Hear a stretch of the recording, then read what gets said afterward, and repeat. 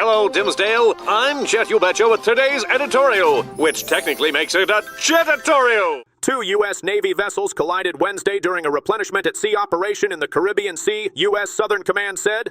Two personnel were treated for minor injuries and are in stable condition, and both ships reported they remain underway safely. The incident is under investigation, and the extent of damage and whether either ship will return to port is being assessed. Such collisions are rare. The last recent U.S. Navy collision occurred in February 2025, when the aircraft carrier USS Harry S. Truman contacted a merchant vessel near the Suez Canal with no injuries. In other developments, Russia has attempted to fully block WhatsApp, according to the company, in what it describes as an effort to push users toward the state-backed Max messaging app. A WhatsApp spokesperson said the move aims to isolate more than 100 million users from secure communication. The Kremlin said Meta must comply with Russian law to have the service restored. Since 2022, Russia has blocked or restricted platforms including Facebook, Instagram, Twitter, Signal, Viber, and YouTube, and limited online calls on WhatsApp and Telegram. Authorities also announced new restrictions on Telegram, though it remains largely accessible. Officials have promoted Max, which shares user data with authorities upon request and lacks end-to-end encryption, according to experts.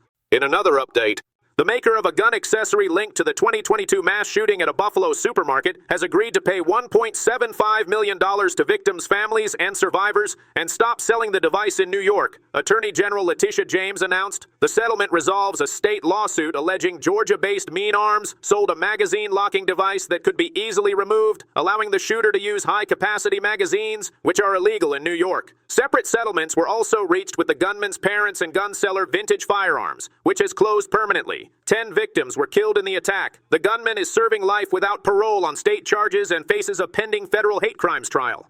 In other developments, the Congressional Budget Office projects U.S. national debt will reach $64 trillion within 10 years as annual deficits widen.